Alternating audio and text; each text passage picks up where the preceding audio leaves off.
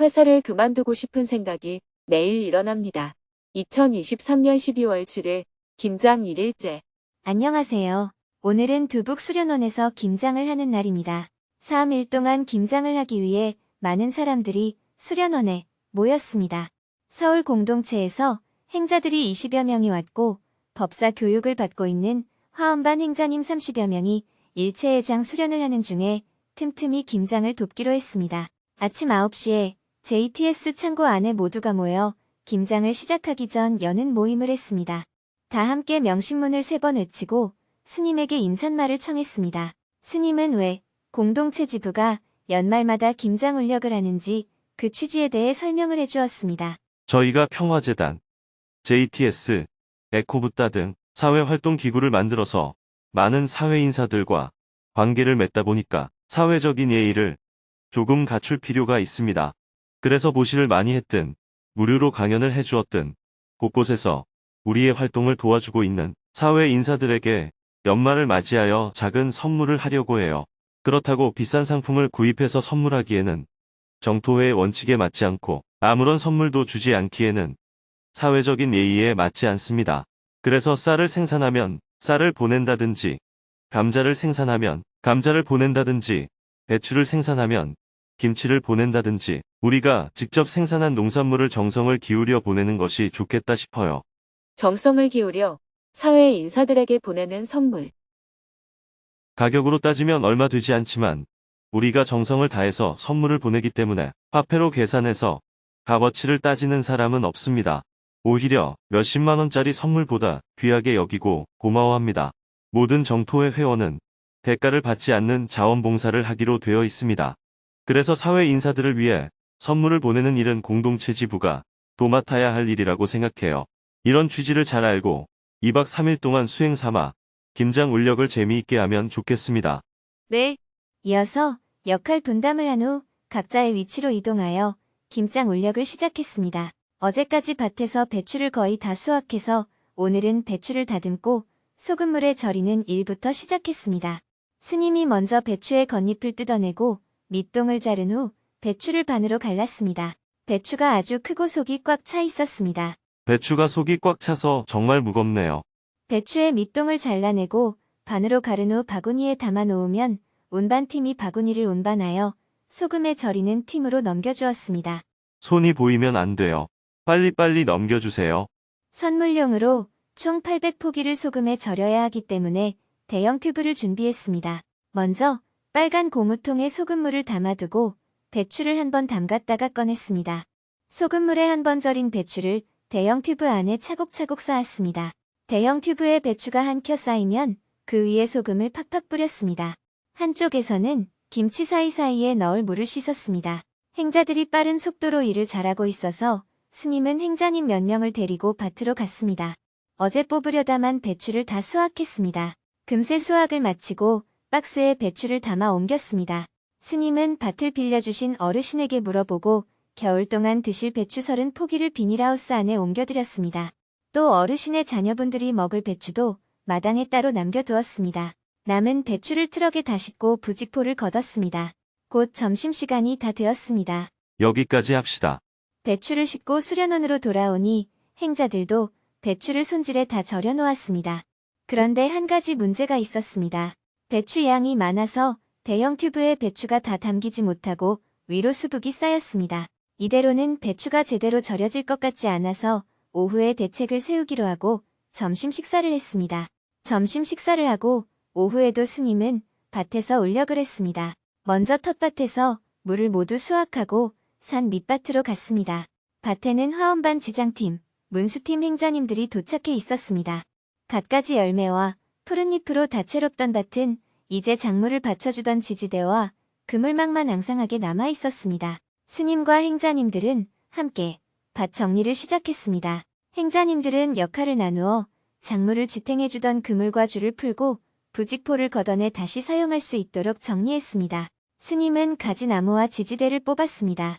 뿌리가 얼마나 억센지 온몸을 실어 잡아 당겨도 뿌리가 잘 뽑히지 않았습니다. 스님은 창고로 가서 각종 연장을 가져와 이런저런 시도를 해보았지만 역시 잘 뽑히지 않았습니다. 결국 향존 법사님이 삽으로 뿌리 주변을 한삽 뜨고 가면 스님이 손으로 뽑았습니다. 그래도 여전히 힘이 많이 들었습니다. 가지는 총 두 두둑이었습니다. 스님이 힘겹게 한 두둑을 뽑아나가는 모습을 보고 행자님 두 분이 힘을 모아 가지 뿌리를 뽑기 시작했습니다. 하나, 둘, 셋. 행자님 두 분은 함께 가지 줄기를 잡고 구호를 외치며 단숨에 뿌리를 뽑았습니다. 스님이 한 가지라도 덜 뽑도록 아주 빠른 속도로 뽑았습니다. 행자님들의 활약으로 스님이 한 두둑의 뿌리를 다 뽑을 동안 행자님들도 한 두둑을 다 뽑았습니다. 뽑은 가지나무는 차곡차곡 정리해서 밭 바깥으로 옮겼습니다. 마지막으로 다 함께 비닐을 걷었습니다. 그러나 곧 행자님들이 저녁 공양을 해야 할 시간이 다 되었습니다. 새 두둑을 남겨놓고 울력을 마쳤습니다. 한편 수련원에서는 팀을 나누어 김칫소에 들어갈 갖가지 채소를 손질했습니다. 물을 씻어 채칼을 이용하여 썰고 갓을 다듬어서 적당한 크기로 잘랐습니다. 최말순 보살님과 묘덕 법사님은 장작에 불을 피워서 솥을 걸고 갖가지 재료를 넣어 육수를 만들었습니다. 한편 대형 튜브 옆에는 나무 판자로 긴급하게 사각형 튜브를 추가로 만들었습니다. 나무로 만든 사각 튜브에 위로 수북이 쌓인 배추를 옮겼습니다. 800포기가 모두 대형 튜브와 나무 튜브 안에 차곡차곡 쌓였습니다. 다 했다. 이제 배추를 소금물에 푹 담가 두어야 합니다. 대형 튜브를 비닐로 덮고 그 위에 나무 판자와 물통을 올려놓아 배추가 뜨지 않게 누른 후 잠시 휴식을 했습니다. 밤에 배추를 한번 뒤집는 작업을 해야 하기 때문에 해가 저물 무렵 전등을 설치한 후 저녁 식사를 했습니다. 저녁 예불을 드리고 곧바로 7시 20분부터 배추 뒤집기를 시작했습니다. 행자들은 가슴까지 오는 장화를 신고 대형 튜브 속으로 들어갔습니다. 숨만 쉬어도 입김이 나올 정도로 기온이 갑자기 낮아졌습니다. 손과 발이 꽁꽁 얼기 시작했지만 힘을 내어 배추를 하나씩 뒤집었습니다.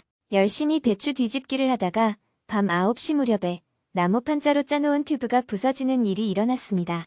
서둘러 줄을 묶어 보강 공사를 한 후 나무 튜브에 넣은 배추를 모두 대형 튜브로 다시 옮긴 후 배추 뒤집기를 모두 끝냈습니다. 2시간 동안 부지런히 뒤집기를 한 결과 600포기를 모두 뒤집을 수 있었습니다. 수고했어요. 밤 10시가 넘어서 김장 1일째 일정을 모두 마쳤습니다. 오늘은 법문이 없었기 때문에 지난주 금요 즉문즉설에서 질문자와 스님이 나눈 대화 내용을 소개해드리겠습니다. 회사를 그만두고 싶은 생각이 매일 일어납니다. 저는 28살 사회 초년생입니다. 저는 직장에 취직해서 일한 지 8개월이 넘었습니다. 회사에 다니면서 정신적으로 스트레스를 많이 받아 지칩니다. 최근에는 회사에 가면 하루에 한 번 이상은 그만둬야겠다고 말하고 싶고 집에 있을 때도 업무에 관한 생각이 끊임없이 떠올라 괴롭습니다. 저의 삶에서 가장 많이 시간을 보내는 곳이 회사라는 게 답답하고 괴롭습니다. 앞으로 정년이 될 때까지 원하지 않더라도 회사를 계속 다니며 살아야 할 생각을 하니 답답한 마음입니다. 지금 상황에서 벗어나고 싶지만 회사를 그만둔다고 해도 구체적으로 뭘 하고 싶은지 잘 모르겠습니다. 제가 어떻게 관점을 바꾸어야 할까요? 회사에서 하루에 12시간 이상 근무합니까? 8시간에서 9시간 정도 하고 있습니다. 회사에서 하는 일이 육체적으로 매우 고된 일입니까? 그렇지는 않습니다. 매우 정교하게 해야 할 일이라서 집중력이 많이 요구되는 일입니까? 그런 건 아닙니다. 그런데 뭐가 힘들어요? 처음 해보는 일이 많아서 적응하는 과정이 힘듭니다. 처음 하는 일인데 왜 힘이 듭니까? 어떻게 해야 할지 잘 몰라서 그런 것 같습니다. 질문자는 여행을 가면 매일 같은 곳만 가고 싶습니까? 아니면 새로운 곳을 가보고 싶습니까? 당연히 새로운 곳을 가보고 싶습니다. 처음 가보는 곳을 여행할 때는 왜 힘들다고 느끼지 않을까요? 여행은 즐겁다고 생각해서 힘들지 않은 것 같습니다.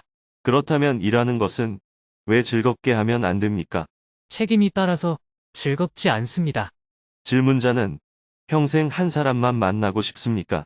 아니면 여러 사람을 만나보고 싶습니까? 여러 사람을 만나보고 싶습니다. 처음으로 만난 사람을 알아가는 과정은 매우 피곤한 일입니다.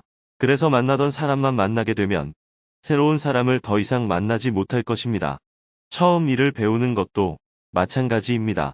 질문자가 현재 다니는 직장이 아닌 다른 직장에 간다고 하더라도 처음 해보는 일이기 때문에 그 일을 배워야 할 것입니다. 어떤 일을 해보지도 않고 저절로 알게 됩니까? 그렇지 않습니다. 어떤 일을 해도 처음 한다면 그것을 배우는 과정은 꼭 필요합니다. 배우는 일은 재미있는 일이라고 받아들여야 해요. 무조건 처음 해보는 일이니 못하겠다고 하면 자동차를 운전하거나 자전거를 타는 일도 할 수 없게 됩니다. 인생에서 처음 하는 것이 있어야 그 속에서 배움이 있습니다. 하던 일만 한다면 배움을 얻기가 어렵습니다. 그런데 왜 처음 한다고 해서 일이 힘들게 느껴집니까?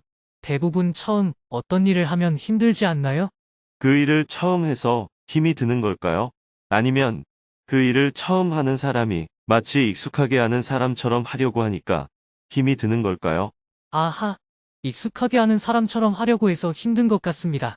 어떻게 처음 해보는 일을 다른 사람이 여러 해에 걸쳐 익힌 것처럼 할 수 있겠습니까? 그것은 잘못된 생각입니다. 그것은 마치 자동차 운전을 처음 하는 사람이 자동차를 10년 운전한 사람처럼 운전하려고 하는 것과 같습니다. 그런 마음으로 운전을 배우면 운전을 배우는 일이 매우 힘들어집니다. 모든 일은 처음 하면 서투른 것이 당연한 겁니다. 처음부터 잘하는 사람은 없어요. 어린아이도 처음 걸음을 배울 때 얼마나 뒤뚱거립니까? 뒤뚱거리며 걷는 연습을 몇 개월 하면 아장아장 잘 걷게 되는 것처럼 처음 하는 모든 것은 배움의 과정이 필요합니다. 처음부터 모든 것을 잘할 수는 없습니다. 그러니 하나하나 배워간다고 생각하면 힘든 것이 없습니다. 새로운 일이 무조건 힘들다고 생각하기보다는 아, 이런 것도 배우네 하고 긍정적으로 받아들여 보면 좋겠어요. 새로 하는 일이 많으면 많을수록 내가 배우는 것이 많아집니다. 질문자도 직장에서 최소 3년 동안은 여러 가지를 배우는 기회로 삼아보면 좋겠습니다. 배우는 과정이라고 생각하면 힘들지 않습니다. 새로운 곳을 여행할 때 이런 곳도 있었네 하고 즐겁게 다니듯이 새로운 직장에서도 이렇게 일하는구나 하고 배우는 마음으로 즐겁게 해보면 좋겠습니다. 정말 좋은 해답이 되었습니다. 감사합니다. 어떤 청년이 저에게 스님은 어떻게 증문즉서를 그렇게 잘하십니까? 하고 물은 적이 있습니다. 저는 고생을 많이 하면 된다고 대답했습니다. 인생에서는 수많은 일이 생깁니다. 사람들과 공감하며 대화하기 위해서는 그 사람이 겪는 일을 조금이라도 경험해 봐야 합니다. 인생에서 온갖 일을 겪으며 고생하는 것은 다른 사람과 교감을 나누며 대화하는 것에 도움이 됩니다. 그래서 예부터 젊어서 고생은 사서도 한다는 말이 있지 않습니까? 모든 것은 배우는 과정입니다. 결과가 잘 되기만을 바라면 지금이 고생처럼 느껴지지만 배우는 과정이라고 생각하면 경험을 쌓아 나가는 즐거움이 생깁니다. 내일은 김장이 일제입니다. 잘 절인 배추를 흐르는 물에 씻고 건진 다음 물기를 빼고 배추에 김칫솔을 버무린 다음 석박지용 물을 김치 사이에 박아서 김치를 통에 담는 일까지 할 예정입니다. 저녁에는 금요증문즉설 생방송이 있습니다.